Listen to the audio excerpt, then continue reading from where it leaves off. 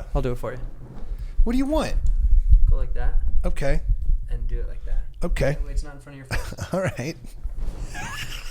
I'm leaving that in, dude. That's fine. We're putting it in. Yeah. Cheers, Brooksies. Good to see you. Good to see you, babe. It's been a long time. I thought about coming over here because I was like, I think they drink whiskey on the show, and I was like, you're part of the reason I stopped. I'm the reason that you stopped drinking booze? The night of Skittles at your house. Oh, yeah. Why don't you share that story? Wait a minute. Let me introduce my guest. Okay, First, sorry. In here, we pour whisk, whisk, whisk, whisk, whisk. You were that creature in the ginger beard. Sturdy and ginger. Like vampires, the ginger gene is a curse. Gingers are beautiful. You owe me $5 for the whiskey and $75 for the horse. Gingers? Oh, hell no. This whiskey is excellent. Ginger. I like gingers. ladies and gentlemen, welcome back to Whiskey Ginger. My guest today is one of my favorite people on earth. I say that for all my guests, but I mean it once again today. Brooks Wheelan. Yay! Thanks for coming. Thank you. Thanks for having me. You were honestly one of my best friends. We don't see each other almost ever anymore. Yeah, it sucks. But a while ago, we did constantly. Yeah, we did. And it was really fun. Mm-hmm. It was the best. It was like those, like, you know, the 2 years before things start working out are like the most fun years. Yeah, I was just going to say that. I talked to a young comic about that, about like the best time you'll have is when everyone is the most poor and has literally nothing to lose. Nothing to lose. And all you do as a comedian is surprise the audience because they're like, wow. Yeah. He wasn't racist. Wow, that guy was kind of good. Yeah. Versus now, you're like, hey, man, I paid $25. You better fucking... You better murder. Yeah. You better murder. Did I have 2 fucking drinks? If you don't fucking kill, I'm going to be pissed. Yeah, it was the most fun. Those years where we were bopping around. Yeah, they were the best. So fun. Yeah. And one, I lived in Long Beach, and I would crash on your couch. Yeah. That was really your couch. I mean, you owned it at some point. Sure. Yeah, I lived there a lot. And one Halloween, I rolled up. And you went as roses for the lady? We need to explain that for people. That's yes. There is a woman here in Los Angeles who walks around on Sunset Boulevard. Women. Well, yes, but one in particular that was in my neighborhood. Mm-hmm. She's an older Mexican woman, and she sells roses. And she'll go to bars at night. This woman exists in every city, but this woman in particular was my favorite because she'll come up to you and she'll go, "Roses for the lady," and of course you're like, "Oh no, thank you," and she's like. She's like, fuck you. She's so like brash about you. She'll like look at your lady and be like, can you believe? Yeah, piece of shit, and walk away. So I dressed up that Halloween as Roses for the Lady girl. Roses for the lady. So you're going around handing roses. I was handing people roses. And I did the classic, forgot a costume. Yeah, so very Brooks. Shaved a mustache. Leather members only jacket, unzipped, nothing underneath, with a bag of Skittles, and I went as a creep. This is in 2011, so still okay, I guess. And I would put Skittles in Was it okay then even? No. We got asked to leave a lot of ours. Yeah. People wanted to fight me. People wanted to fight you often. And I'd put a Skittle in their drink, whatever their drink was. And well, the funniest is when you put a Skittle in a guy's beer because you can't get it out. No, if it's in one of these, you can fish on someone. Well, fuck you. But then I stayed in character because they're like, yo, what the fuck was that? And I just go, I'll see you later. And I would, it was so and then we would fun. leave, and then they'd be like, "Bro, you can't put stuff in people's drinks." I'm like, in retrospect, it was a terrible fucking idea. Terrible idea. But bottom line, we were drinking. This is when I was drinking whiskey. Not when I hadn't stopped yet. I was just gonna say, and I just don't drink as much anymore. Mostly because this night, I got a giant bag of Skittles. We get wasted on Crown Royal because like that's at the point in our lives where we thought that was really nice whiskey. That was high end shit. Yeah, it was exciting. It was we couldn't afford it. It was like, are we getting Fat Tire? Like that sort of like, dude, we got Fat Tire money. Holy shit! Is that Allagash White? Mm-hmm. Holy fuck! This guy's got money over here. Yeah. So we drank Crown Royal, and I ate like the whole bag of Skittles because I got drunk and I got Skittles that I'm fucking creeping everybody out with. And then we go back to your house. I'm blacked out, and it's your brand new apartment. Yeah, brand new. Just moved in. And I threw up a fucking rainbow on your carpet. Didn't wake you up. It gets crazier. Yeah. Oh, it's better. Didn't wake you up at all. Took a shower. You're living with Alyssa. Yeah. Not married yet. Not and even engaged. I was so drunk that I couldn't hear. I can't believe I didn't hear you banging around the apartment. Yeah, because I took a shower in your shower, and I've never been in that bathroom before. Right. Like I came to in the shower, and I was like, "Oh boy, that was bad." And then I walked outside. I was like, "It's worse." I threw up all over your carpet. So then you also, I guess, didn't wake up when I plug in your vacuum and just fucking vacuum up all the throw up. Brand new vacuum. Literally just bought it that fucking I day. vacuum up all my barf, and I'm like, that'll fix everything. Then put the vacuum away in back the closet. in the closet, You asshole. and just zipped on out of the house. Yep. Left my phone. So then I drive home to Long Beach at like 6 a.m, still wasted for sure. For sure. And I get there, I'm like, I don't know where my phone is. And then I call you, and you're like, how fucking dare you? Dude, I was so mad. Not because if you were still there, I would have been less mad. If you were there to handle the issue, I'd have been like, all right, he's here. No, you fucking ghosted on me. Yeah. And wait, this is the worst part. I knew there was I could smell the throw up. Like I knew it was there, but I didn't even remotely think it would be in the vacuum. That was the biggest trip. Then I was like, oh, it's in my vacuum? It's not just out. I was like, God, I can't get rid of this.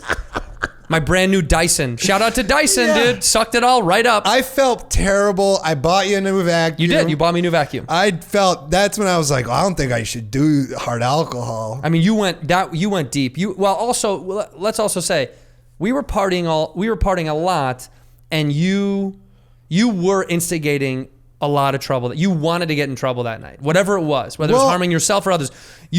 Many people tried to fight you. Mm-hmm. Well, I don't fight people. No. I'll take it to the limit to where they want to fight. That's exactly right. You push them right to the edge. I fuck with people until I got knocked out because of it once. That's just one time? Only one time I've been knocked out. Because you push it sometimes. Yeah, I don't anymore because I'm like, after you get knocked out. When we were young, when we were in our young 20s, you would do things where we'd go out and we'd be all fucking partying, and you'd be all you were doing is having too much fun. That's all it is. Yeah, I just like to fuck with. I like to take a situation and make it weird. Oh, you did. And people don't like that if they don't know. Yeah, it turns you. out people get fucking pissed off when you push them to the edge. Yes, 100%. 100%. And you got knocked out because some dude was like, well, yeah. Well, so you go to bump it. It was from It's Always Sunny. So I go to bump it, and then I go, tsk, and it's like, Yeah. And then I do a snake bite instead of a bump, and then I go, I tricked you. And I was doing it to everybody at a house party one time, and I did some one guy, and he goes, I don't play games with strangers. And I was like, all right, this guy's crazy. I go, I'm really sorry. Genuinely, I'm really sorry. Bump it for real. And he's like, I'm not joking. I go, no, for real. And I tst him again. And he goes, do it one more time, and I'm going to knock you out. And I go, buddy, I swear, I do not want to fight.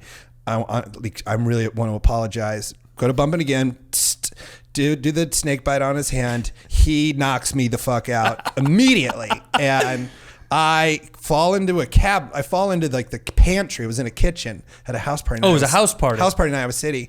And I get up and I'm just like, that guy sucker punched me. And my best friend Steve was like, no, he said he's going to knock you out. Yeah, he laid it out really obvious. He said, for you. do that again, I'll knock you out. He knocked you out. What kind of cartoon human goes, do it again, I swear? Obviously, you're going to do it again. Yeah. Obviously, you're going to do it again. Then we went outside and fought for real. Oh, you did? And I won, and I wrestled, so I'm not going to throw a punch, but I choked him out. Perfect. And then I took his shoes off and threw him on the roof and then broke his phone. Yeah. I'm not a fighter, but I'll choke you out, break your phone, throw your shoes on the fucking roof. I felt so bad about that. That was when I was 21. I'll never fight again after. I felt so. But did you feel bad? That guy sucker punched you. I instigated it. I know, but fuck that bugging. dude. He could have just pushed you in the chest hard. I didn't like it. I didn't like what I did. I had to have dinner with my grandma like the next day, and my hands were all scuffed up. Oh, Nana. Because I tackled him in the street. Mm-hmm. And she's like, what happened? And I was like, I fell rollerblading. Perfect cover up. Yeah, exactly. Grandma now doesn't think you twice. fall knuckles down. First. Ow! That's how it always happens. Yeah. So either way, yeah, that's who I used to be, and I'm not that guy anymore. Moments of regret. You are also, I will say, we have gotten the same level. Like we've done all the stuff together that you do as stand-up comedians. We have done a lot of stuff. Comics to watch, new comics. Did that together. Where I got tossed out of the bar. Yeah, you did. Tell that story. That's a great story. I'll give you a piece of what I remember. Worse. I guess I'm the instigator. Well, what happened was actually we were partying really hard.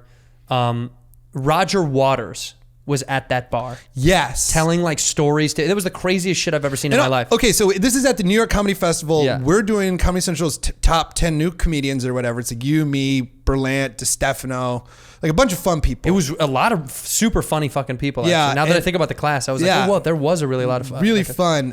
And naturally, we take it too far. Too far. We were excited. We were in New York. They gave you a hotel. You're like, I want to party. We're the youngest. We're the newest comics. We don't have any TV credits. And then you're part of the first festivals for Just for Laughs. Yeah. So we're like, I can't believe like that's Dave Attell, you know? Like It was incredible to see those guys. You were like, oh, I'm at the festival with these cool guys. I'm in the same festival as Maria Bamford. So naturally, we drank as much as we So could. naturally, we got thrown out of the party. Because Brooks they go, we're closing the open bar.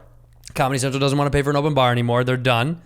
Instead of listening to Roger Waters tell cool stories to strangers, Brooks and I were like, let's steal liquor from the bar. Yes. But I said it, and as I said it, Brooks was doing it. It wasn't like formulated a plan. You just went behind the bar and started stealing liquor. Yeah, I put a like a bottle of vodka in my jean pocket, the inside jean pocket that still had like the spout on it. Yeah. And the guy was like, buddy, come on. It was so obvious. It wasn't even like remotely hidden. He just goes, dude, and grabs you. You're like, whoa, come on. Yeah. I was like, he's grabbing me. Harassment, dude. And then we stayed another night in the hotel because I was like, I can't. I'm not in any shape to leave. No. That was one of the most fun festival times I've ever had. Now that I go to festivals now are just different. So sincerely excited to be there. We were genuine. With your friend. Yeah, I think we like slept in the bed together the next day because I was like, I'm staying. I was like, I'm fucking staying. Yeah. I was like, I just called down. I was like, put another night on it. I think whoever paid for it. I'm sure I had to pay for it, but like in my head, I was like, Comedy Central will get this. No, absolutely not. Comedy Central will get that's a phrase is never heard. Comedy Central will get this. Don't worry about it. But we've had like so many fun times. Yeah, we did. And then you left me and moved to New York for a while. Oh yeah, that was a treat for me. What were you doing out there? Mad TV? I was In doing Living Color? SCTV. SCTV. Yeah. The remake of it? Yeah. This is what I won't talk about. Brooks did Saturday Night Live. I did do it, and we don't need to talk about it. Well, we can talk about it. Let me just say the one quote that I know that you said to me. Okay. New York is the city that broke my brain. That's what you said. And that stuck out to me. That will forever stick out. I think I've repeated that to people. I go, New York, that's the city that broke Brooks's brain. It did. You repaired it, but it broke for a while. I went there so happy, Yeah. like so excited, 26, and Yeah, that was incredible. just kicked me in the dick so hard. Yeah. And I was just like, woof. It fucked you up. Fucked me up for like probably 3 years. Well, what fucked you up the most? Was it? It was Saturday Night Live. It was getting on your dream show and failing is difficult. I don't think. See, I think that's fucked up because it's not a fail. It is to you though. Sure, in a personal level, but from an outside perspective, it's not a fail. Sure, it was because you're to one me. of 1,000 people that have been fired from that show. Right, but so I go on that show, I fail, and then I also moved there, and we don't need to get in this too deep, with a girl who I just met, and we ended up getting Charlize engaged. Theron. Yes, You guys, she hosted one of the episodes. So I got engaged to her, and then that fell apart. So that was also involved in New York. Right. So it was losing the show and SNL. Engagement gone. Engagement that blew up. That is not my fault. I will go to. Definitely not on me. Yeah, that's not on you. It was a combo of like, oh man, I really stink. Right. It was you beating up yourself. Yeah, I remember.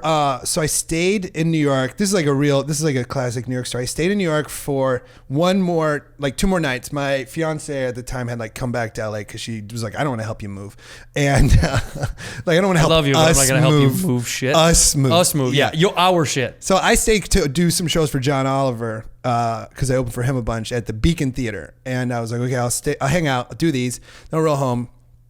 And I go do the John Oliver shows, and I get really drunk because my last night. Like I'm late to the shows because I got to return my Spectrum box, like my cable box, which would have been helpful if she was around to help you on that. It would have really helped. So then I'm like going carrying home, a Spectrum box down fucking on the subway, like to go do these theater shows. That's and then, a really sad image, by the way. Oh, it was so sad. So then I do the shows. I like him, but then I got real drunk. Like he had HBO brought him a nice bottle of scotch or something. So I put it down. Yeah. Because I'm sad. He's like, oh, you like that? Yeah. Well, either way. But then I get so drunk on the subway home. I'm taking the subway home to my empty apartment to move back to LA, a failure the next day. I started crying because I was like, you know what? Maybe it wasn't New York City. Maybe it was me and my attitude that I brought here because it was like a beautiful image. I remember a guy was playing violin like on Broadway Lafayette stop. And I was like, it's so beautiful. Like, and I start crying and I was just like sobbing uncontrollably. And a woman came over from the subway, like across, and she put her hand on my shoulder and this fucking really happened. She goes, I was at the show. You didn't do that bad. I was like, That's such a good moment. I was like, I wasn't crying. She's like, no. I mean, you suck, but it no, wasn't. that's what it was. I was like, I thought it went pretty good. She's like, yeah, that was She's like, I get the crying, but like, do it alone. Don't do it in public. Yeah, day after day, you just walk out and people want to fight. From an outside perspective, from me, it's like as you were my first friend to like do the show. Well, actually, that's not true.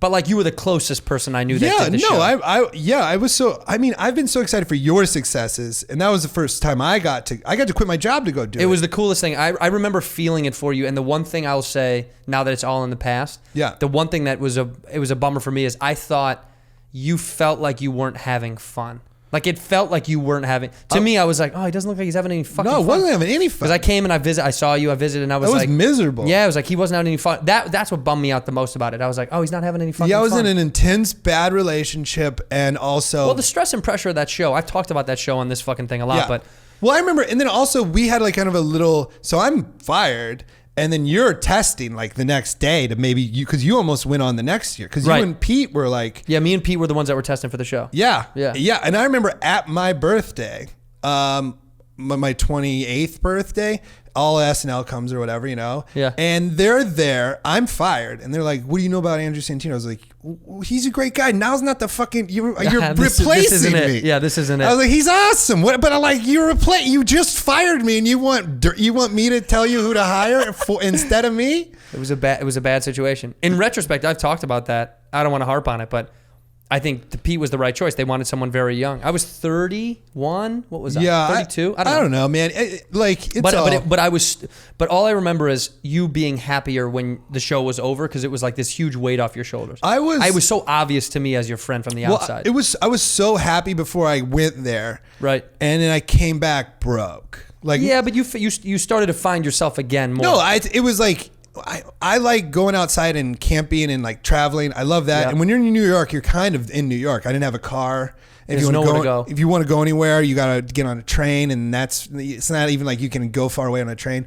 So it just felt trapped in New York. Which is why this works better for you. I love Los Angeles because I can leave. Well, now easy transition. Wink. Yeah. You're doing a show called Travels and Such. Yeah, for ATC because you want to get out and fucking. Well, yeah, it was basically just all things comedy. We're like. Which I've invited you on one. I want to go do it. It'll be super fun. Yeah, it was just, all things comedy was like, what do you want to do? And I was like, I like to camp. And they're like, we'll film it. And I was like, cool. It's really cool. It's you and two comic friends, and you just go out to wherever? Yeah, so to wherever. So the next one that I want you to do is you and Billy Wayne Davis. I want to go to the Kern River. Let's go. Yeah. I was there this weekend. I love that guy. It was awesome. He's a new dad. He's also an older dad. I think he has an older child too. Well, I mean, he's just got a new kid. Yeah, he got a brand new kid. Yeah, they just bought it. Billy Wayne's Amazon. Best. Yeah. They on Amazon? droned it to him. Yeah. That's great. You not getting SNL. Thank God, right? It's interesting. It's interesting to. I'm almost glad I didn't get it because I never really saw myself dating Ariana Grande or Kate Beckinsale. I remember like no, it was, you know what the funny thing was is like everyone over there treated me really nice, and I knew a bunch of people, but it was funny going over there and seeing like Beck and Kyle and those guys, and the mood has always been, even though those guys are awesome dope dudes, when you show up there to say hello because you're like, I'm going to meet with Lauren about maybe doing the show. Yeah. And everyone, including people that know you, are like, oh yeah, cool, what's up, man? Hey. No, people are like, get the fuck away from me. I was so genuinely, I think I was too excited to be there. Yeah. That they kind of beat that out of me. Yeah. Do you know what I mean? Like I showed up, I was like, this is fucking awesome. And they're like, be quiet. And I'm like, no, this is amazing. Like, yeah. And everyone was like, people kind of want to temper your expectations because I think there's so much stress and pressure. People feel overwhelmed. I mean, sure. But like, I remember when Kyle did an update the first week and I tackled him in the hall and was so happy. So excited. Him. Yeah. I was just like happy for the crew, because to me, the crew was all the new dudes.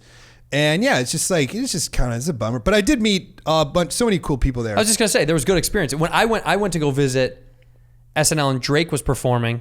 That was like the wildest. I was drunk as shit from drinking in Beck's dressing room. Well, that was mine too. Yes. Or is this when I was still there? No, you were there, weren't you? I knew Drake was around a lot because he performed. Yep, he was host and performer when. And I the was one there. where maybe that was you with you. Maybe you were there when we went to like Dave and Buster's or whatever afterwards. Yes, yeah, because me, Beck, and Kyle shared a dressing room.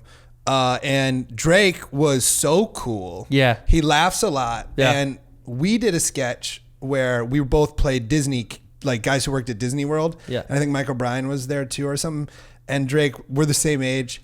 And he was like, dude, we're only like one or two bad decisions from like being these guys. Like to me, because me and him were getting along together. You're like, Drake. And O'Brien goes, Brooks is one or two bad decisions. You're like 3 albums. Like, yeah, he's like, no, you're not going to. You're a lifetime away. Brooks is pretty close to this. Yeah.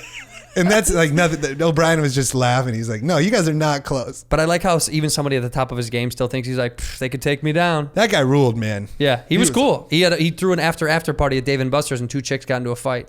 That was probably the wildest shit I've ever seen in my life. I probably left. I was probably You depressed. probably left, yeah. Well, also there's an after party. There's an after party. Everyone knows this SNL stuff, but at the after party, I was already lit up, and it's like people are having kind of like dinner at tables with like agents. The after party of SNL, I've never been to a thing less cool. Yeah, it's the most uncomfortable thing in the world. Because it's not a party. You go, it's 1:30 in the morning. You know what it feels like? It feels like you going to a relative's house and you have to say hi to a lot of people. Yeah, and like Lauren sits in one spot, and then based on who you are in the show, you have to sit further away from that. Right. And I'm like, oh, I was like, if there was that, Be also, outside. we would make fun of it. Also, the SNL after parties are at like fucking McCormick and Schmidt's. Right. They're not cool. It's not fun. TGI Fridays. Yeah, it's not. It's like upper end, like chain restaurants. Yeah. And then there are really cool ones. There's neat things, but like then that one's weird and lame. And everyone has to have dinner. Well, and also everyone like wants to talk. In my head, I'm like, I just fucking bombed. Like I wasn't on. And then there's a lot of anxiety still flowing through the air. Yeah. So like, and then at the after parties where like the cast and crew gets to go and bitch. Right. Because it's literally like an after work party for everyone who works there. Right. But for everyone else, they're like, what a cool party. And then you're trying to talk. I'm like, dude, do you know how much this job sucks? You're deep in your head. Yeah, so in my head. Well, meanwhile, at that after party dinner, it was so uncomfortable. I was sitting at a table of agents and I was like, I'm going to go say hi to Lauren. And people were like, really? Yeah. But I was drunk. And I don't care. I'm not on that show. It was already past my, you know what I mean? Like I was gone. Oh, so wait, I beelined up to him and I was so like. this is after I'm gone. Yes. So you'd already, okay, yeah. Yeah, and I went right up to him and I was like, hey man, what's up? And everybody was like, he doesn't mind it. No, he was cool, but everyone around was like, what are you doing? Like, no, he was cool. He didn't give a shit. I was like, what's that? He was like, hey, hello. I was like, I gotta see you. I think people around didn't expect me to like interrupt I was like, I just want to fucking say hi. He's still a human. I was like, what I will say about Lauren and why I got hired is because I didn't treat him any different when I was a writer, because I got hired to write on the show. Right. And I wrote there for only 3 weeks. And I never wanted to be a writer on the show, so I was just comfortable. And Lauren we had a bunch of meetings with him, and dinner, and talked to him in his office. And like I'd be like L Dog, and like I just wasn't scared of him. L Dog. Yeah, I called him L Dog. Yeah, I'd go L Dog. Just to watch him go. No, he would just be like he'd like nod his head and walk down the hallway. But it would be funny to be engaged. But that's how I treated it when I was a writer, because I was like, well, I'm 1 year and out. I don't want to write on this show. And then he saw that as confidence. Put me in the show, and after that I was like, you want me to suck your dick? Like I lost all confidence around him, and I just became a puss. Yeah, but that happens. That's hard. Yeah, hard. They had just like I was just like, what do I need to do to be in the show? Because like writing for the show I enjoyed. Yeah. Because if your sketch doesn't get on, whatever. But like because at the table read, if you wrote the sketch and it bombs, you're not the one delivering it. But if you're on the show and you wrote the sketch and it bombs, you wrote it and you're delivering it. It fucking sucks. How many times did that happen? Oh, like 60? I wrote like 70. I think like 70 sketches and like 10 got on. So 60 times it was bombs. That's a pretty hard hit, huh? Yeah. Yeah. It's actually not, and it's not even that bad for like getting. No, 10, it just like hurts getting like 10 on for your first year is like good. That's really good. Who did you write with the most? Tim Robinson and Zach Cannon. Yeah. And Michael Che. Me and Che would write every week something. Me and Che wrote like 21 sketches. One of them got on. But it was fun. Which one got on? It was about an old bit you might have seen me do. It was an old, bottom line, me and Che were writing this terrible idea called Billionaires in Helicopters Eating Caviar, where Jerry Seinfeld was the host and he flew helicopters. And one of the producers came in, they check in like, what are you guys writing on? And we're like, billionaires in in helicopters eating caviar, and you could just see him be like, "You guys are fucking up. This is not Yeah. gonna work." And then I was Not I got a different idea, and it was this old bit I used to do when that movie 42 came out. The Jackie Robinson movie. where I would go on stage and I would be like, I didn't have enough time. I got an audition tomorrow. I know this is a stand-up show, but it's big, and I just want to workshop my audition. It's for the new Jackie Robinson film, and I would just start screaming, "It's not right! It's not right! Not my league!" Yeah, That was the bit I you were did at. it to him, to the producer, and he was like, "That's great." So then we just shoehorned it into 12 Years a Slave auditions where that's people great. didn't want to say the words on the page. Right. That's fucking funny. Yeah, it was the only one that me and Che got on. But it's fun. Yeah. Yeah. Well, Chase fucking. He's the best. He doesn't give great, a shit. dude. He gets me every time. Every time I watch his shit, he really does. I think he does this thing that I really enjoy about comedy today. What's happening is like he does a good job of picking on in a politically centered show, especially now in the past fucking 3 or 4 years. Mm-hmm. He does a good job at picking at both sides, which I think is very fun to watch. It's funny to watch him shit on Democrats and Republicans. He just likes burning it down, man. Yeah, but that's funny to what's funny to me is like being able to shit on everybody, because shitting on the thing that everyone's already shitting on is like, okay. No, he looks at it's almost too easy. I mean, I can't speak for him because we haven't hung out like a lot in the last like 3 or 4 years, but it used to be every day, you know? Right. But he would look at something from like, hey, what's the politically correct side? And I'm not going to be politically incorrect, but I'm going to be like, let's look at the other side too. Totally. But that's what comedy's supposed to be. Not in like a, hey, you guys are being sensitive way, but like he was just fun. Like that's what comedy is. That's in its core. Comedy is going, oh, is this the thing that's happening? Let me just see the other angle of it. Whatever it is. I remember he had this sketch he wanted to make work so bad about who's the first guy to come up with that really screwed the pooch. Yeah, because he was like, oh boy, I really screwed the pooch on that one. Someone's like, wait, what? He's like, yeah, I messed up. Yeah, you had sex with a dog? No, we don't. No, that's a great bit. So this is like my relationship with Che is like, because we were stand-ups together and we got hired together. When you meet another stand-up, you just immediately like, hey, we should hang out. When you meet other stand-ups, you're like, we're best friends. Well, yeah, right away, no matter who they are, in where a they're from. non-stand-up world. Right. So we had to do an NBC sexual harassment training. It's like, long all and these, by the way, all these shows do this. For people that don't know, every time you get hired on a show, you got to sit in a room and listen to some poor person delve out this like sad, like legal rhetoric about what you can and cannot do. And of course, there's always like a union guy or like a grip or a lighting guy that's like, gay. Yeah. There's always someone that's like, shits on it. So we get this serious thing. And then me and Che immediately go into the other room and wrote the first ever sexual harassment training seminar. Great. Where it was basically it was Lady Gaga, and she was just like, guys, no more spankings. And we're like, what if it's her birthday? And she's like, I know, it makes sense. But then Jay would raise her hand. She goes, yes, the black. It was still super offensive, but funny. Yeah, well, yeah, it was just sexual harassment seminar in 1948 where they're still racist as hell. Yeah, they let it all out. Yeah. And it did all right at the table. I don't know. And we've been talking about SNL way too much. It's been a lot. Looking at it this way, it's really fun. Yeah, this is more fun. Yeah. Drinking and talking about it. But that's how we look at all of our history, right? 100%. It's this stuff that does it. By the way, I don't have a plug. I don't have a whiskey plug. A bunch of people have said that we should get one. We're working on one. This is specifically for Brooks.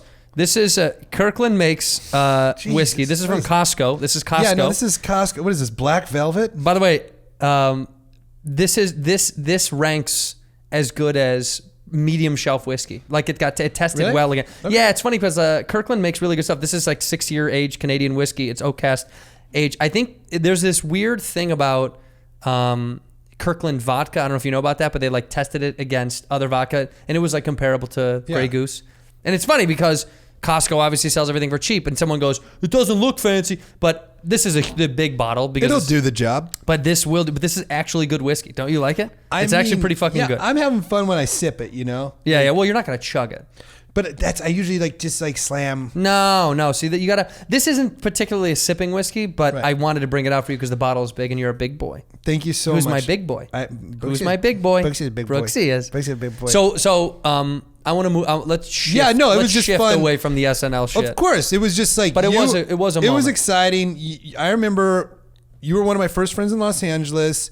You got punked. Yeah. You know what I would watch? I got MTV's punked. No, but you know what you did before that I thought was so cool and I watched every day? It was your MSN like daily updates. That was like, my first job in yeah, LA. I know. You got to quit. That's how I got to quit work. Yeah. Think about it like this. I got to quit my job for an MSN show. You got to quit your job for SNL. Sure. Either, but yeah, but I mean, I was getting fired. Like it wasn't. Yeah, it was happening. Yeah. So, but I would like watch your MSN thing every day and text you. I was like, I saw you on the, it's the homepage. I did it's the homepage. I did a job. I did a job for MSN called the Surf Report. And it was like a daily, that was the funniest part. People complained that there wasn't actually a surf report involved. Like people would watch and be like, where's the actual report about the surf? I don't, go to huntingtonbeach.com, Yeah, dude. but dude, people will get mad and write Yahoo and be like, or MSN be like, where the fuck is it? I want to know about the waves. But we did the show. We did this show every day. And it was my first hosting job and it was so dumb and simple and it was hosted on their homepage, and it was the thing that literally got me to quit my job. Like I was so excited got for to you. quit jobs. Yeah, like I like our like core group of buds that we came up with, like Robbie Pickard and Tom Vrab and Brent Morin. Like, and you know who's popped off more than ever? Who did this show? Who? Fahim Anwar. Fahim started with us, and I remember, this is a mean story, but I don't care. I think I told it when he was on the show. He filled in for me when I was doing the Queen Mary. And the booker the next week was like, who was that guy that filled in for you? I was like, my buddy Fahim, he's fucking hilarious. Yeah. And we were all just starting out. We were all, garbage. Mm-hmm. And he goes, and I go, right? It's good. And he goes, no, he can't come back. He was like, he can't fill in for you anymore. I was like, wait, why? No. And of course I know why. None of us were that good. And it was a bad environment for comedy anyway. So like we all handled different versions of shitty rooms different ways, and I think that was just a bad fucking room for him. Oh man, yeah. I would go, I'm gonna bomb on my terms and do weird stuff. Yeah. I wouldn't do real jokes. You did riskier shit back then. Yeah, I used to duct tape the mic to my head because they said I would go up furious and say I demanded a headset mic like in sync because I used my hands. So good. And then I would duct tape it. Would you do that today? No. Isn't that so funny? Yeah, but that's funny and it's stupid. I used to wear rollerblades on stage and say my name was Terry Blades. Terry Blades, baby. Pomona's top prop comedian. Wait, didn't you do that? Did you talk about that on your half hour? You talked about... No, you know what I did on the half hour? Because we did the half hour together. We did the half hour together for Comedy Central, and I honestly, you know what? I got to email Comedy Central and be like, can we put this clip out? Because I don't know, if you ever do a half hour for Comedy Central, they shoot it into the fucking space when you're disappears done. forever. Yeah. And nobody knows where they are. Find it. Unless you rip it illegally like I did and put it on YouTube. I got to do that. I keep doing it and they keep taking it down. I got to do it. But either way, so I was going for a run the night before we did it, and you're there. Again, we've done all these fun things together. And the half hour was really fun. Half hour was super fucking fun. It was so fun because you and I were kind of a little over it. Yeah. You get shit when you're over it. When you're a little bit like, all right. You're like, I would rather do an hour. Well, here's how I knew I was kind of over it. When they asked for a transcript of the jokes, and I brazenly said no. Yeah, I didn't do it either. Yeah, I know you did. We talked about it. I was like, because a lot of people are like, you turn in your transcript for all your jokes. I was like, I'm not writing that stuff up. No, absolutely not. I was like, if you saw my jokes, you know what I'm going to do. I'm not going to dictate them. My half hour was me riffing in the B-sides from my album. Yeah, it was really good. But so the night before, I went out jogging and I saw like a no rollerblading thing, and you and me and maybe Hampton were like stoned in my room or yours? In your room. In my room. Yeah, in your room. And I did this bit of a guy who had just gotten furious at you in Hampton, but I had rollerbladed to the fucking into the hotel room. So I was screaming for you guys to go fuck yourselves.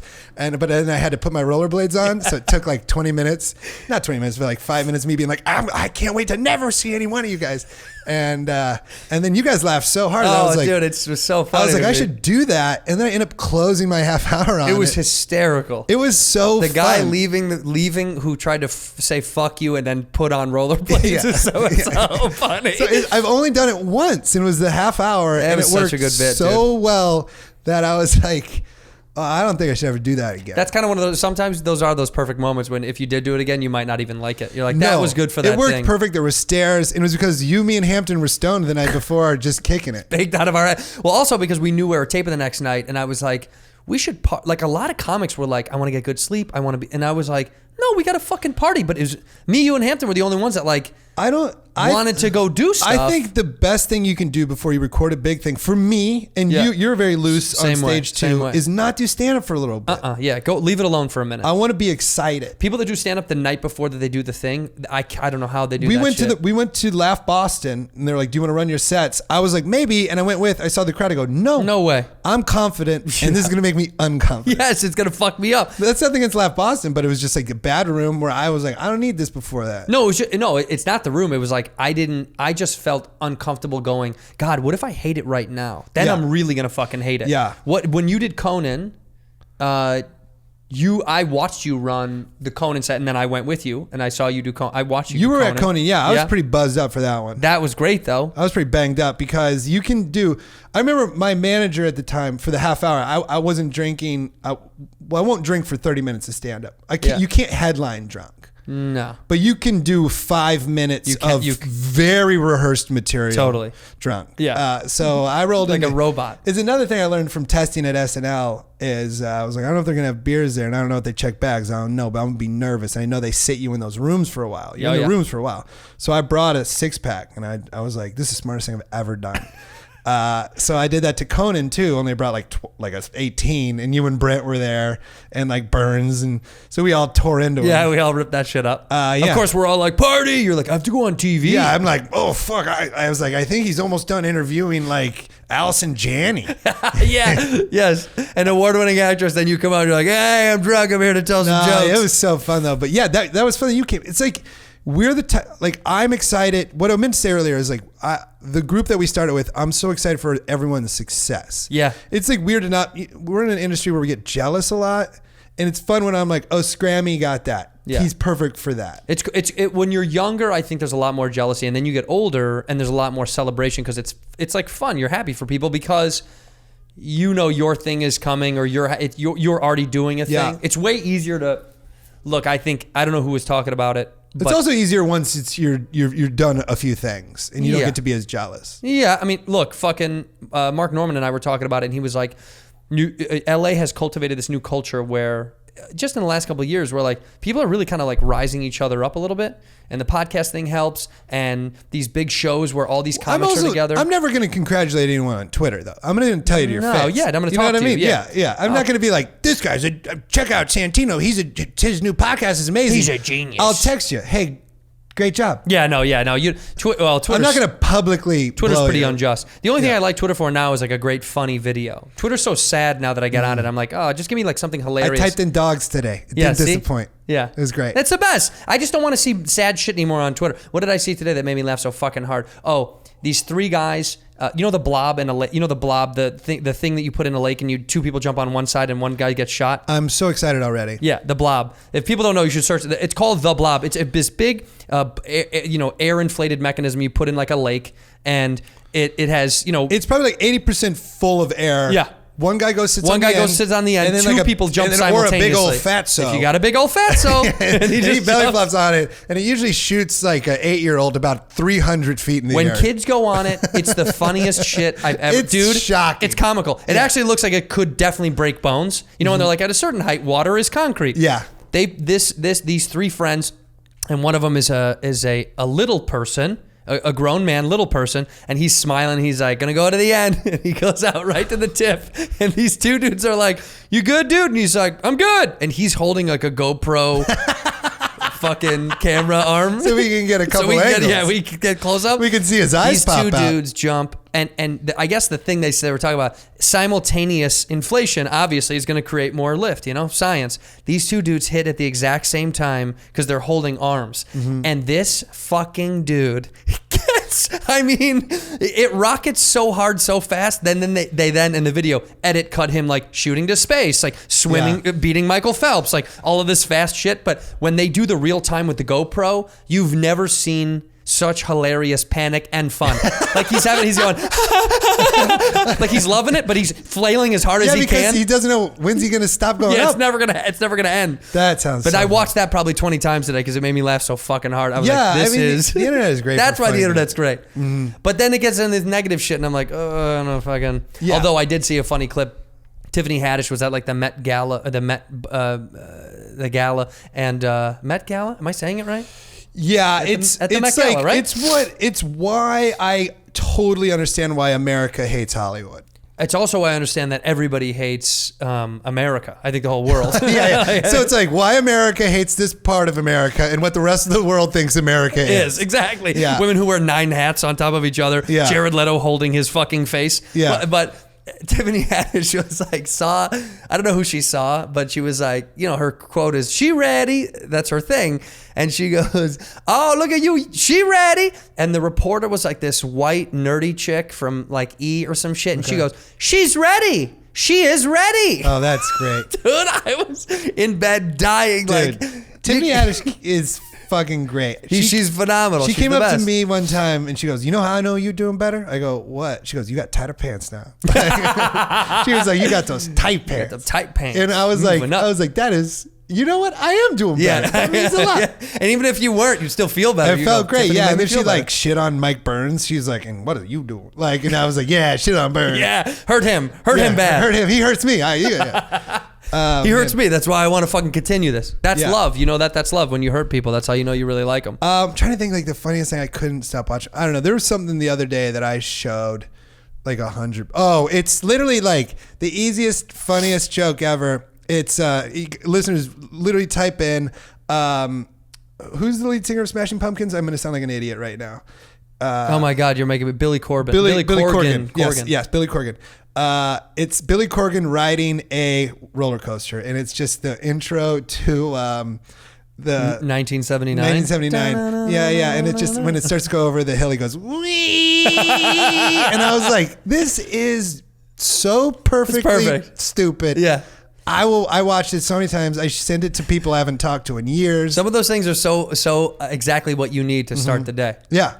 What's your routine, by the way? Do you have a routine now? Oh man, no. I'm trying to get a better one. I got fat. Did you get that? Did you get to where your metabolism stopped? I got sad. I got sad fat. I got like real nervous and sad fat. You're in way better shape than you used to be. Oh, I used to be a terrible schlub. So and I was always You've decent, always been the same size guy. But then I went on the road for like 5 weeks in a row. Yeah. Of like the improvs, which are you're just like you're on a strip mall 30 miles out of Raleigh. You're on top of a highway. Yes. You live on a highway. So I was like drinking beers and eating Buffalo Wild Wings, and I came back from that like fat. So now I've tried to get into running in the morning and then running at night. You do wait twice a day? 6 miles. I try. That's my new thing, run 6 miles every day. So 3 in the morning and 3 at night? But before that, it was just wake up and be sad. But now I'm in like this relationship that I like a lot, and I live with my girlfriend, and it's just like easier when you're with someone who like helps. Is she supportive of comedy's hours or no? Does she get annoyed? What do you mean? Comedy? The hours The that hours we do? of comedy. Well, because we keep the worst fucking hours. I barely go out. You do the store. Like you perform I'm a lot there every night. in Los Angeles. I don't. Yeah. When I'm here, I'm rarely up. But when you do, it's bad hours. But I'm home before. You know, it's worse hours. What I probably do is go drink at my bud's place till 2. That's bad hours. Yeah, it's bad hours. That's way worse hours. But she's fine. I don't know. But that's what I do too. Like drinking with your buds is what the Comedy Store is. Like go do work and drink with your buds.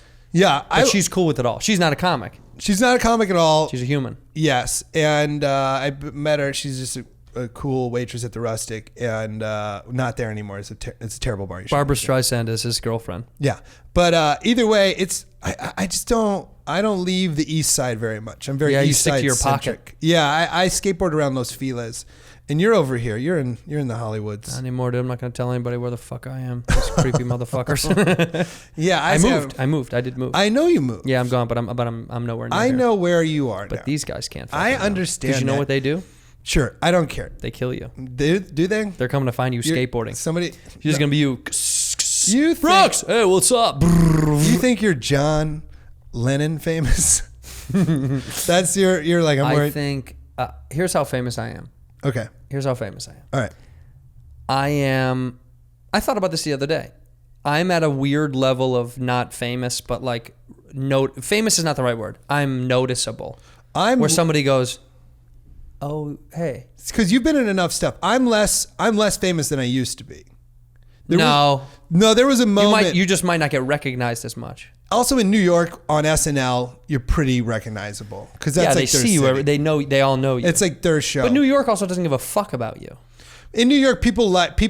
You're on the subway in New York. If you're on SNL, people are like, "Who's the guest? What's up this week?" Like people. New York City feels like that's their show because it is. It's yeah. And it outlasted everyone. And so they're very, very friendly to you when you're doing that show. And then out here, I'm like the 3,000th most famous person they saw. Yeah, there's too many people here. That's why. Like at any point, I can go get something to eat, like I did yesterday, and see the guy from that '70s show who played Fez. What's his name? Oh, Wilder Valderrama. You should know. You're MTV bros. We are MTV buds, and I did try to tweet him through our private MTV app, but he didn't. For some reason, he didn't hit me back. Okay, let's do this. Most famous person you saw in the wild that it was a little shocking. Like not at a party. You just were in the wild. In the wild. The most famous person I saw in the wild. You were recently just like, that's cool. Was This is very small. Mine was. I saw Nick Van Exel at a Lakers game, and I loved him. But that's a Lakers game. No, but he doesn't play. He hasn't played in years. He's an old basketball player. All right, okay, cool. I just thought it was cool. I was like, whoa, what are you doing? Fucking, you're watching the game with us, like with humans? That's fun. Because when I see famous people, I don't know. A lot of them are. A lot of times I'm annoyed that they're there because I know it's going to be harder to get whatever I went there to get. Right. Do you know what I mean? Like I'm like, oh, this will fuck up the line. No, well, I guess I saw. Who did you see? Well, the guy that I saw was of course, who's the main guy in Goodfellas? He's the Chantix commercial dude now. Are you serious? Yeah, Ray Liotta. So I saw Ray Liotta at this Hold on real quick. What? I quit smoking with Chantix. Yeah. You know, one of my biggest beefs was never quitting smoking. Now that I can quit, thank you for the script. I feel so much better now. I make fun of that commercial. Have you seen? It makes me laugh so hard. Have you seen Kyle Dunnigan's with Chantix spoof of it? No. Did Dunnigan do something on it? Dude, look, listeners, look this up. Dunnigan does the funniest thing. I mean, all the shit that Kyle does is fucking But awesome. this is next level. He goes, I tried everything to quit smoking. Cocaine, everything. Yeah. Where did you see Ray Liotta? Okay, I saw him at this shop on Houston in New York, and I was just like, oh man. I just go, hey, I think you're great. And he's like, okay. And then he bought a jacket, and then I was like, well, I better get that jacket too. So, you bought the same jacket? I was like, me and Ray Liotta are jacket buddies. Because if anybody's like, that jacket sucks, you're like, fucking Ray Liotta bought this fucking jacket. Well, you know the first time like you get like money that you didn't have, which I've blown. It's all gone? Oh, yeah. Okay, good. But like, good. But it would be like, how much is that? Like, okay, like $800. I'm never gonna stop making money. Yeah, I'm rich now. Yeah, I don't know if you're familiar with first week on television, guys, but it usually works out pretty good. I'm gonna buy 2 of these jackets actually.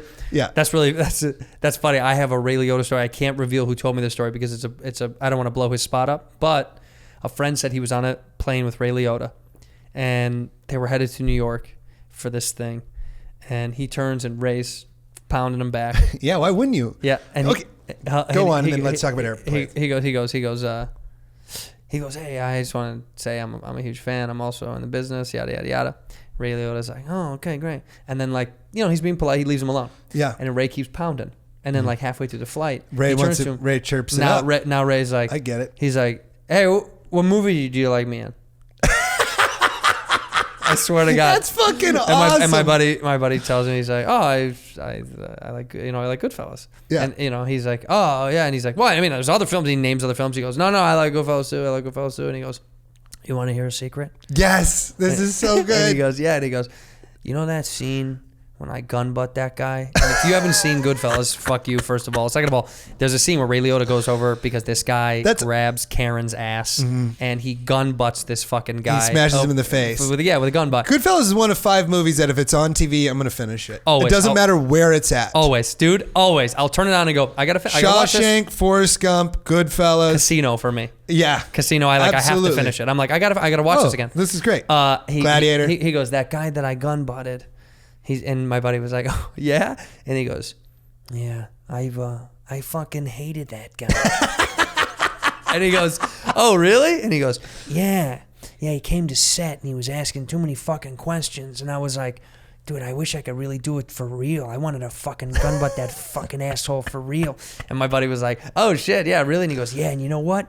I saw him years later, like years and years after the film was out and all the success and all that stuff. And he came up to me like a friend, you know, like, hey, he wanted to hug me, and I wanted to hit him again with a gun. And he was like, he's lucky I didn't have another fucking gun. I would have gun butted him again. And my buddy's like, oh, yeah, okay, cool. And he goes, yeah. Like real reflective and deep. Oh man, that's I mean, that shows the mind of where Ray Liotta was going. Also going to New York to promote a film that he was like, some indie. I don't want to delve too much into it, but he was like, he's like, what are you going for? My buddy explains. He's like, what are you going for? And he's like, some bullshit. Can I get another one? Yeah. Like, over it. He's at the point when you can tell he's so over it that's why Chantix was like, do you want to do a non-smoke commercial? I don't care. Yeah. Fuck it. Okay, so when you're on a plane... Do you want another little sniffer? Of course. Okay, keep talking. So when you're on a plane, and then I'll give you mine, I try to be respectful of the flight attendants. So when they roll by, I go, if I'm LA to New York, I go, can I get just like 3 IPAs? And they'll, sometimes they're like, yeah, of course, this is a 5-hour flight. And sometimes they're like, how about if I gave you one, and if you want another, we'll bring you another. I'm like, hey, guess what? I'm going to want another. I just told you I'm going to want another one. This is a 5-hour flight. I'm trying to save us both some time. Yeah, it's going to happen. Like, what do you want? Like, just give them to me. How do you do it? What is your go-to? Well, I don't drink beer as much as I used to anymore. I try to quit beer too, because in my brain there's no calories in liquor. Well, yeah, there's way more. No, but in my brain. Oh, sure, in your head. Yeah, in my head. So what I do with this, I sweeten up to the flight attendants. I sweeten up. You gotta come in. Sweet, and then I go, yeah, can I get it? Can you make it double? And they go, yeah. They make it double, and I go, will you leave me an extra bottle? Yeah. So sweet. Leave me one? Yeah, and they go, yeah. I mean, we're not supposed to. I go, you know what? It's okay. And I do that thing. Yeah. And then usually, by the time if I get my second drink, they'll just go, yeah, I got you. Yeah. Sometimes totally. I go back to the bathroom or whatever, and I just small talk the shit out of them. So fun back and there. I'll small talk them, and we're having a good time. And then they go, where are you sitting? And I'm like, oh, blah, whatever. And then she's like, what do you want something? I was like, no, I don't. I'll grab. Can I grab it here? Yeah.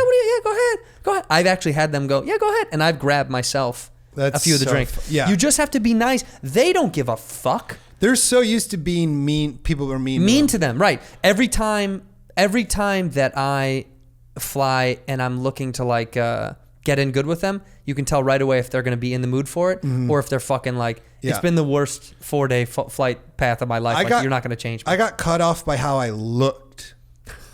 They didn't even let me order one. Like drunk white guy. No, it wasn't even drunk. It was just like a 5 a.m. flight from I don't know, like Charlottesville to LA. Right, after the rally. Well, yeah, history's important. Did you put your tiki torches in the overhead bins, or where do you guys fit those? We got them there. We shipped them. Good God. FedEx handled that for us. So, no, I was just like, it was like 4 or 5 in the morning. I was like, can I, like, I call it like, I have Valium. Like, I have like a couple of them. Do you take that before you fly? So I'll pop a Valium and then slam 2 beers. I call it my time travel juice. Yeah. And I just wake up where I'm going. Yeah. And so we're in LA. You're like, we are. Yeah. I was like, dope. I was just like, can I have 2 beers? And the woman goes, I think you're okay. And I was sober. I was like, oh man, I look bad. That's how you know you look like shit when they're like, you've had enough. Yeah. I was like, but the plane hasn't even taken off yet. Like, but you've done it all. Yeah. I just took a flight. I took a flight and it was a 6 a.m. departure. Which you're like, why am I going to bed? The 6 a.m. departure will ruin 2 days of your life before it. I just don't go to bed. Yeah, because you're like, my life's a nightmare. I stay up. I don't give a fuck. I just stay up. But I do stay up and I have 1 drink because I will fall asleep the whole time. Then it'll knock me right back out. Yeah. The anxiety of doing the plane thing will get me up. But then if I have 1 drink, I'm like, I'm gone. Yes. But this 6 a.m. fucking flight, I couldn't go to sleep because the guy next to me was a meth head. I mean, like fidgety, jittery, like jumpy, all this stuff. And I could see stunk like fucking booze. Jeez. And he was ordering booze the entire flight. And they kept giving it to him because he was holding it together when they would come by. If you have a good mask face, if you have the good like... You pull it together. Yeah, they'll keep doing it because I don't think there's a limit for them. I don't think so, right? There's a I limit how think many they it's can give you at discretion. once. Oh, sometimes they'll be like, "Are you driving?" And then I'm like, "No, like I haven't driven to LAX." To LAX? Yeah, like absolutely. You mean no, not. Yeah, you're like, no. I'd rather walk. That's not a snobby thing, listeners who don't live in Los Angeles. It's just like $1,000. Yeah, you can't. No, it's actually the car opposite there. of snobby. To park at LAX is more of a fucking expensive nightmare than being like, I'll take an Uber. Yeah. Like, I'll take a fucking Uber and get there and not have to worry about it. Back in the day in LA when I used to fly out of fucking LAX, there was a thing called Super Shuttle. Oh, yeah. Did you ever do that? No, I would take the $98 taxi. Oh, dude, I would do a Super Shuttle, which is you have to pick up every other person in town. I think Arrested Development did a great episode about it, but it was like, yeah. I think it was. You were in Arrested Development. I did the newest one. Yeah, I remember being excited when you came on. That was that. It was a huge moment in my life, and then because of course, it was when I was still living in that drug house in the hills. You were in the party den. Yeah. With Bud and with the Power Violence. It was called the Power Violence Mansion. It was like a full on. If people don't know, check out Power house. Violence. Those guys are fucking. Those guys are party central. Well, they don't party, but they hang out with guys who do. Yeah, that they like to be around a party. Yeah, what's the best way to say that? They liked it. Basically, they're like a band, and they're not a band. It was a mansion in the hills that was basically where the Foot Clan hung out. Yeah, it was skateboarding on the walls. Yeah, and just air mattresses everywhere. The Ninja Turtles would have been so proud. Yeah, the Ninja Turtles would have been like, I like the sewer a little bit more. These guys are kind of cool. They're also tough. I'm sorry, I cut you off. No. You didn't. Oh, okay, I thought you were talking about flying. No. I was saying fucking. I was saying that I don't remember. Okay, well, I understand. And I'm sober and I don't remember. Yeah, I'm totally sober. Wait a minute. What are you doing? What are you doing? I don't know. Getting cute. Getting fucking cute. Getting cute, getting flirty. Yo, are you so you're going I should have brought this up way earlier. I had a bunch of people submit to half hour Comedy Central that I could steal their stuff. I had a bunch of people submit songs and I got all your shit. We're actually going to play a song at the beginning of this that I've gone too far now. Well, but we had a bunch of people could submit songs for this shit, and next week is the guest where we're playing them. So don't worry, it's coming. People were fucking annoyed about it because I had people submit songs over the intro. You and I like the same music. True. You introduced me to Deer Tick. Yes, I love Deer Tick. My range is ridiculous though. I understand, but I like hip hop just as much as I like really deep, melodic, dark. Yeah, rock. But like you love National. I remember for your birthday, I got you the National High Violet, High Violet on album. vinyl. Yeah, which you had vinyl before me, and that was like early. I still got it. I love. There's something weird about a good band on vinyl that makes you feel different than. It's great. Some bands, it doesn't matter if you play them through your phone on fucking your sound thing. Some bands are so much better on a record. You gotta flip it. It's just the sound is so much. There's something beautiful about that sound, especially if the band feels like that kind of a band. Yeah, I put out my album. My comedy album is on vinyl. Yeah. It's gone now. I sold them all, which was cool. Wait, but you have not. You got to have one left. I've got one left. For you. I framed for myself. It says "Nice try." To Brooks from Brooks. Did you send one to your mom and dad? I'm sure they have one. You got to send one to them. I'm sure they have one. That's always one thing I do. I try to get them one of the things because in case it'll all go away, like I lose it in a move or it gets lost, they got to have one of the things. But that's the coolest thing I ever had is a pressed vinyl. That was a picture of you in the woods, right?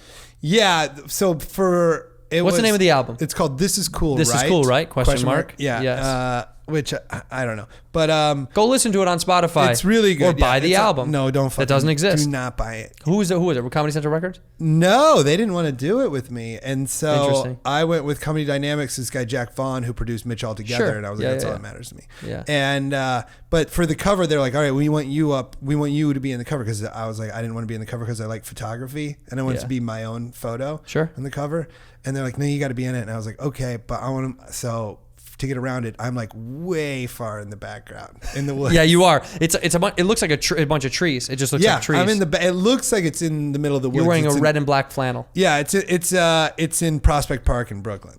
Oh, that's really? Yeah. For some reason, I thought it was like no, it's Prospect Park, upstate Brooklyn. or something like that. But yeah, and then on the back, I took the photo of that. But it's just like, how do you sell? Do you sell anything on the road? I sell a poster that I have made by this incredible artist named Jenna Sunday, who makes these great things for me, and a few other artists. For like that show? Yeah, for that city. That's so I sell a city. cool. I sell a poster for that city. That's very neat and cool. Yeah. And whiskey ginger pins are like things I fucking that's really have there that's for people. sincere. Because I can't do shirts and all that. It's not my thing. It's no, too hard. I can't. Like I only sold my vinyl when I That's did. cool. I sold the vinyl until it was gone. I felt good about it. I didn't feel like I was ripping anybody off. And then when I would do those, I tried to get out of comedy clubs for a while. It didn't work.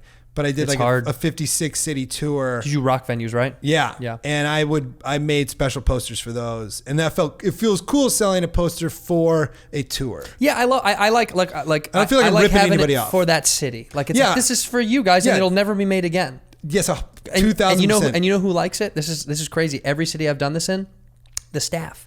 Every time I leave the city, the staff goes, do you mind if I have a poster? And I'm like, oh yeah, sure. And they're like, oh, I'll pay you for it. I was like, no, you guys are great. I'll give you the poster. But it's so funny that every staff has been like, that's really cool. Can I get one? I'm it's like, so oh yeah, nice. because it's personalized, and I think they feel like and you're promoting their city and their club. it's you at their city, and they feel like, oh, this is cool. It's a little moment in time instead of being like, you know, a shirt with the phrase you've said 100 times. Yeah, whatever Japan is the bomb. I remember a guy had with the atomic bomb on. I was also like, not even what? his, that's just like he bought that like at Washington Square Park, and he was like, I'll take 1,000 of those. Jeez Louise. No, yeah, I think you have to. A little personalization is nice. Speaking of which, you want to plug some dates? Where are you going? What's going on? Yeah, let people come see you live. Well, I only have one show coming up that matters. New York City, May 30th at Littlefield.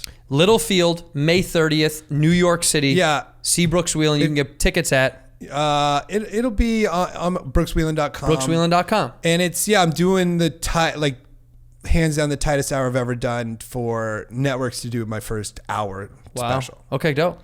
And at Littlefield in New York. At Littlefield, New York, which is this really amazing. It's where Night Train used to be. It's where what's it? Hot Tub with Kurt and Kristen used it. It's great. It's like 300 seat place. It'll sell out. It's it's a good number. It's a great number. It's a great number, man. For guys like you and me. Yeah, it's a great number. I can sell 300 tickets in New York. But it's nice because I think a lot of look, I've gotten to do a lot of big theaters, small theaters. I've gotten to do big comedy club rooms, small comedy club rooms. I just did Arena with Rogan for the first time in my life. And of all those things, there's something about a sub 400. It's not about the tickets for me as much as about the intimacy of the shows is so much more fun. 300 people who it's like when you see a band before they blow up. Yeah. Not that I'm saying I'm gonna blow up, but you're not. Thank you very much. But you know what I mean? Like when you're at an early band show that you're like, you like this band too? Yeah. And I don't know you, but we have a common community. So it's like you like what I like, and it's this kind of fringe alt thing. It's a perfect combination of people that really care and the people that want to be there, right? It's so fun. Yeah, it's a beautiful. By the way, speaking of the National, I saw them at Hotel Cafe with fucking 30 people. That's how. Did they play their new record? No, this was before. I'm saying before they were famous. Oh, okay. Before they were famous. Meanwhile, cut to a year later, I saw them open up for REM at the Hollywood Bowl. My wife loathes REM, hates REM so much, which is awesome. A lot of people are like, why? And she's like, I don't like them. I'm like, I love that she hates them. I get it. Yeah, I just love that she hates them. She doesn't give. She's like, fucking don't. I just hate them. We spent all this money on tickets to watch National open up for REM at the Hollywood Bowl, and the moment REM came on, when it got dark, because your opener at the Hollywood Bowl plays when the light is up, it sucks, it's shitty, the sound is whack, they do that shit on purpose. The moment REM got on, she was like, let's go. That's and great. we did. We went bowling. We got fucked up and went bowling. That's how that. And then of course the next year the National headlines the Hollywood Bowl, and then fucking the rest. They're is history. great. They did SNL when I was there. I will arguably say. I know. Trust me, I was beyond jealous. Yeah, the first time I got really a little I don't like this was when Sandler hosted SNL last week. I was like, that would have been cool. Yeah, that would have been cool to be there. National was the best live band I saw, and I saw a lot of cool bands: Arcade Fire, awesome, Kings of Leon, awesome, Black Keys, amazing. One Direction was cool. They're awesome. I'm being sincere. Hey man, they're good. They're talented. They were all, yeah. It's like we're at an age where I don't care if I admit the truth of someone's talent anymore. That generationally, I'm not I got it like. all. The only bands I didn't go down to see, like didn't go from the 9th floor to the 8th floor, was Katy Perry and Imagine Dragons. I was like, I can give a shit. I feel like you get them. You just know what they are already. I'm just like also like I don't think their live performance is going to do the thing that you'd want them to do. Yeah, and I always felt like it was waking up, taking him. Yeah, I was like, they're taking a spot from My Morning Jacket. I remember I told Lauren Michaels, I was like, we should have My Morning Jacket on, and he's like 80, and he was like, maybe in 2007. I was like, you snarky jerk. Sick burn though. Yeah, but I disagree. I love him. I know, but it's funny that he even knows how to referentially burn them. Yeah, and I was like, but you're being mean, like, dude. Oh, I'm sorry. Miley's here. Like, yeah. He's like, that's right, she's here. Yeah. Because she's popular. Yeah, no. Yeah, I mean, you got to go with what's fucking new and popular. Either way, New York City's ass better come out to Littlefield and watch you on May 30th. May 30th is it's a Thursday. I'm shamelessly promoting it. It's not shameless. It's good. It's a fucking good thing. I care about it more than any show I've done, probably. Who, is someone opening for you that's a New York guy or girl?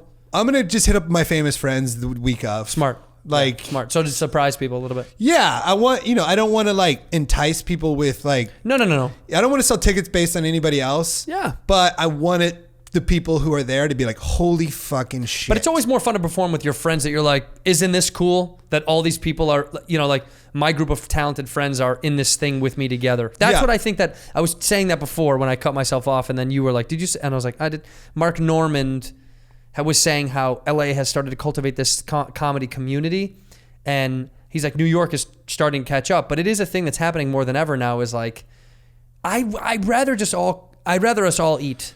Do you know what I mean? Like, let's all like raise each other up. And, yeah, it's way more. The shows are more fun. Yeah. The days of competitiveness over like, why does he get that spot? Why does she get that? It's like, fuck off. It's better if we're all in it together. Then the fans get more of what they want. I also think it's also we're maturing and you grow up a little bit. It's like, hey man, if you've done stand up for 10 years hard, and you're at where we're at, like not that like I'm like.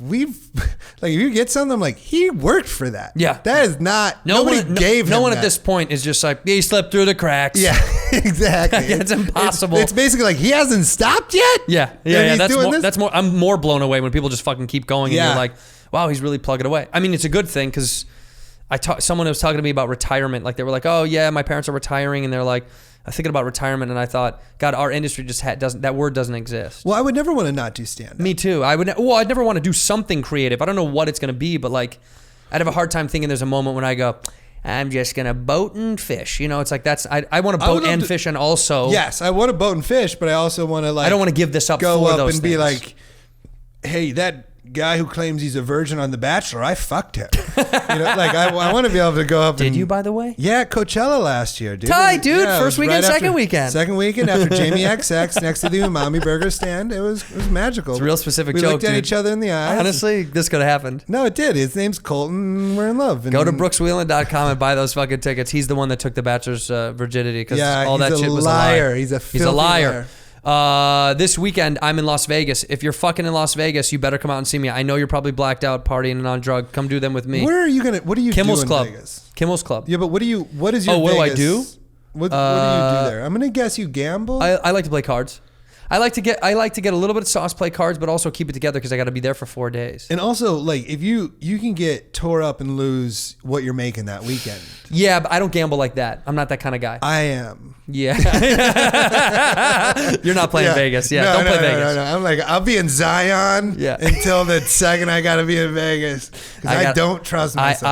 I can chill in Vegas. Well, I shot a show in Vegas for 3 months. Yeah. So I had to live in Caesar's Palace. Which was so you had to learn how to temper your fun because you were like, I loved good food and I like gambling a little bit, and I was like, there's too much expensive good food and too much reasons for me to go. I can go have a whiskey, sit at the table, and just play and chill. I'm not the kind of guy that goes, I gotta get it back, but I am the kind of guy that's like, I want to have some fun and chill out. Yeah, no, So it's a delicate balance of like I could bust out and blow. I'm not going to Artie Lang it at any point. I'm not going to be like I lost 80 grand in 10 minutes. I like retired from gambling at like 22 because you were gambling prior to, for 4 years before that. I was Like gambling, hard? Well, in college I would have Oh, like yeah, I didn't do that. $80, and I would go to the casino in Iowa City. It's in Riverside, and I would gamble $60. I'm like, that's 75% of my net $5 worth. tables. Is that what it is? Yeah. But I'm like, I am comfortable doing this. Yeah, man, you were all in. So like my best friend growing up is this guy named Reese, and now he's rich, and he just is. He runs this great company. He's a great businessman. And we were talking the other day. I was like, "You still gamble?" He goes, "It's just tough to get my blood boiling anymore." Like meaning like he's like, "I need it to where if I lose, it hurts." Right. Yeah. Right. That's a problem with gambling. And I know this sounds like pretentious or annoying or stupid, but like now the money I would gamble with, if I lost it, I'd be like sad, but not like bummed out. Right. But if I won a little bit of money, I would also not care. That sounds really terrible No, that's to what say, he's but saying. I'm at a financial point where I'd be like, there's no point where your blood's gonna get boiling. yeah, You got to get that blood boiling. Yeah, like but- it needs to sting. No, but that's a good thing because this is the point financially where you know you shouldn't do it big anymore because then you'll find yourself in a bad place. Right, but like I yes. lost $50,000. Yeah, exactly. Like that's how I feel like this is the cutoff point where I go, I'm going to spend a little bit of money, and if I lose it, this is literally my philosophy. I always say I take the money out of the ATM that I'm literally going to spend for the tables, and if it lasts me a couple of days, great. And if I lose it in a couple of days, I'm done. Yeah, you have great self-control. I don't ever go back. Well, just with that. I'm saying with that. I'm with that. Who do I got to suck? With this shit, I'm like, Yeah. I gotta have another one. Yeah, exactly. I'd rather have 4 more of these at the bar than go spend another fucking grand at a table. 100. Yes. So I'll be in Vegas trying to control myself at Jimmy Kimmel's new club. Go check him out. Go see me. Go to andrewsantino.com, and then in 2 weeks I'm at Raleigh at Good Nights. I haven't been in a couple of years. I just did a North guest Carolina. set there with Nikki Glazer. Love. Because I was doing the Raleigh Improv, and both clubs were great. Dude, far enough apart. I love Good Nights. I love Raleigh. It's a fucking phenomenal city. And then next month I'm in fucking Connecticut and San Diego at the end of June. Go to andrewsantino.com and peep all that shit. You have Foxwoods? No, I'm doing a Stress Factory. I did it in. Okay. Yeah, because after the whole thing with Pete, I wanted to jump on all over that. Do you know about all this stuff with Pete Davidson? Like walked out of the Stress Factory because of the. No, the one in New Jersey, New Brunswick? Yeah. What happened? Dude, you got to Google it. I'm not into the business of looking up what Pete's up to. No. It was all over the fucking news. He walked out because the owner talked about Ariana Grande and. I Fucking, like Pete. No, it was just funny. It was just a funny. He got mad. He said, "Don't talk about those people," and then he talked about the people, and then the people were like. Then Pete was like, "That's it, I'm leaving." He just walked out. Yeah, he has every right to. Yeah, he's got his rules, dude. You got your fucking rules. Hey, man, you got a guy who's selling that many tickets? Listen to what he says. Sure, yeah. Fucking listen to what he says. Also, comedy's a weird business. Yeah. Comedy's a fucking nightmare business. I can't believe we're doing it for money. I would do it for free. I got banned from Hyenas in Dallas. Sounds about right. Well, it's not my fault. I've gotten banned from one club. Yeah. Governors? I don't Governors. know. Long Island? What happened? Let's do quick stories why you got banned and why I got banned. I got banned because there was a table of hecklers that were friends with the owner. Manager, baby. And he let them talk the whole time. I couldn't sell a ticket to save my life. This is when I first started comedy. Right. And still now. I'm selling great tickets, dude. You want to go toe-to-toe on ticket numbers? How many people are going to come see me in fucking Vegas and Raleigh and San Diego? Who's going to go to this Littlefield bullshit? God, you know what? I take it back. Don't go see this fucking cunt in New York. Don't. He sucks. Fuck him. Good to see him. It's good to see you. I love you. It was when I first started fucking touring, and this guy, he let these people talk through the show, and he was friends with them. He was chumming it up with his table of guys, and I was like, what the fuck, man? Like, they talked through my opener. He didn't give a shit. And I was so hurt because it hurts. When you first start headlining and no one... You're nervous. It sucks, dude. It sucks. Like, now I'll take a stand. I'll sink the whole room until the table leaves. Well, but I'll kick him out because the rest of my That's what I'm people saying. that are I'm there like, you're are gone, and I'll make the room uncomfortable for 5 minutes. Then I'll get everybody back Totally. together. But it takes confidence and years of headlining. It takes a long time. And I was too new. For you to be like, get the fuck out. I don't care if everybody's going to be weird for 10 minutes. Right. We'll get it back. Right. But I didn't do that. Instead, Because why would you? You're new. But I did do a thing that a veteran would do in a bad way. So I said, you guys are gonna fucking talk. I'm getting paid anyway. I'm just gonna sit up here. You guys have ruined the show for everyone else. Oh. And so I sat on the stool for 20 minutes. Everybody. Yeah, I sat for 20 minutes, and slowly people trickled out. Oh. And the manager or whoever was like, that was the most unprofessional thing I've ever seen in my life. And I was like, so was letting a table of 8 dudes yell and scream and fuck off to the host and the feature. And he, you know, in so many words, was like, I don't want you performing here again. Well, And I was like, fuck him. I'll never come back to this fucking. I was like, fuck that shit. Yeah. I don't know who it was, owner, manager. It was back in the day. It was a long time. Mine, I feel like was a rare, not my fault moment where I flew in Thursday, get there, I'm supposed to do the Plano Hyenas. They're like, hey, we rented it out. It got rented out, it's a private party. We don't need you. They have 3 locations. I go, can I go to a guest set on one of the other locations? They said, no. I'm like, I'm fucking in town. Yeah, you're in town. I flew here. Right. So I'm like, if I can't get up there, I'm going somewhere else to do stand-up. So I go do an open mic. And I just fucking go off on Hyenas. And then I do the weekend, good times. One of those open micers rolls in, tells the Whatever Brothers, the guys who own it, is what I call them. I just call them that. The Whatever Brothers. Yeah, the Whatever Brothers are like, this guy talking shit. And they're like, we pay for him to be here to talk shit. I'm like, yeah, you guys flew me out here to not let me do stand-up. Yeah, you fucked me off. Yeah, so I don't feel bad about it. Fuck at them. all. Yeah, fuck them. You pick who you associate with. I don't remember who even that guy was out there, if he was a manager or the owner, but I'm sure he doesn't even remember because it was such a fucking long time ago. And it was a wash weekend. It's so for him. fun to be like, I don't need this. Like, yeah, you don't need it to. You don't need to be treated like shit. I mean, Right. I've said it adamantly on this podcast and on other podcasts. There's certain clubs that treat you well, certain people that treat you well, certain families Yeah. that treat you well, that own clubs, and like we're Madison, Comedy on State. I've said it a million times. Yeah. Fucking Wendy in Denver, Madison Comedy on State. I think the Bronson family that runs the Edmonton room and in Arizona and their Minnesota room. I think the Bronsons are fucking good people. I think there's good people that just run good rooms that are nice to you, that try their best to be cool to My you. favorite, Bloomington. Jared runs Bloomington, Sure. Comedy Attic. I like, I know they're in some heat right now, but I like the Acme in Minneapolis. Heat. They're Why? having, They're having Louis on whatever. this Whatever. week. Oh, Louis and Acme. Yeah. Yeah, which I mean, I have no, it's none of my business. Yeah, I don't really give a fuck what other people are doing. What other people are doing in shows, except for the people. People hit me up to be like, Louis did Raleigh, and they're like, you should cancel. Louis did Good Nights. No, the Raleigh Improv. They're like, right. you should cancel your shows at Raleigh. I'm like, I have nothing to do with this. I'm not going to cancel my shows. What an insane. Here, let me put it like this. Imagine people getting mad. There was a comic. I don't want to call him the fuck out, but it pissed me off that he was like, I won't play at any club that fucking Louis C.K. played at. And I was like, get the fuck out. What the fuck are you talking about? This is about my business and me. I'm not selling Louis tickets. No shit. It's about my weekend. Not about fucking. I'm not featuring. I'm not opening. To say that I've vouched that I will vouch for every comedian before me and thereafter me at that venue is as dumb as anything I've ever heard. Right. Where do your clothes come from? You're gonna check down where everything you've ever done comes from, all the decisions that people have made before you in a place prior to you. It's about you and your morals and your ethics, not about those before you. Set up the environment you want. Todd Glass is the king of that. Set best. up the environment you want. He brought mashed potatoes for me here. Curate your environment. I don't let clubs play the music. I make them play the You playlist. do what you want. Yeah, right? because I'm like, by the way, the guy that was before you, that has nothing to do with you. Exactly. But I'm saying when I roll in the club, I'm like, play this music. I don't need fucking jock jams. I Right. want chilled out vibes. Brooks Wheelan. Yeah. I don't want it. Y'all ready to get fucked tonight? Y'all ready and then for I'm this? just like, you guys used to have Furbies. Yeah. It's so true. You can't care about what other people.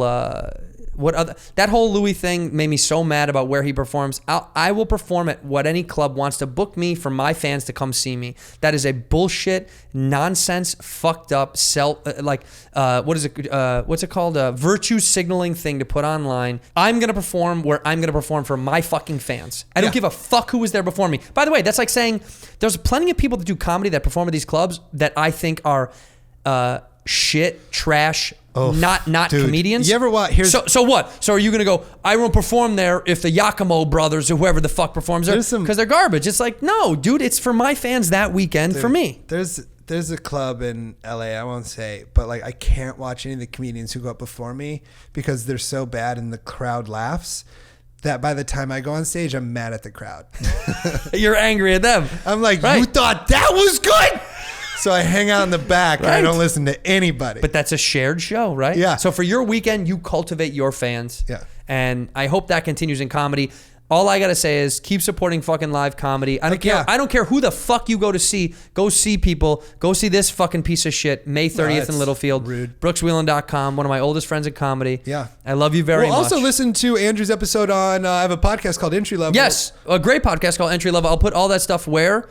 in the description. I know Right. everyone complains. Where can I find it? It's a fun podcast where I interview. You're the second guest. Yeah, number 2. Well, the first like one that wasn't just a pilot, but it's where I interview all of a bunch of comedians about all the jobs that we were bad at before we got into comedy. Our first job, our entry level job. Yeah, and if you like comedy, I've gotten like 80 plus episodes. If you like comedy, I guarantee there's a comedian You'll love like. it. I promise you'll love it. You don't have to listen to all of them. Just look. You'll find somebody that you listen like. to I all of love them. to hear. Listen to all of them. Well, you do all right. I 3 listen times to every in a row? single one. I haven't missed one. Because there's hidden messages. Well, there's no hidden messages. It's pretty right on the nose. The whole podcast is just pretty blatant. It's pretty straightforward. It just talks about old jobs. I guess. Brooks, it's great that you came. And I love you, man. I love you too. This is really fun. This is great. Bye. Thank you. Whisk, whisk, whisk.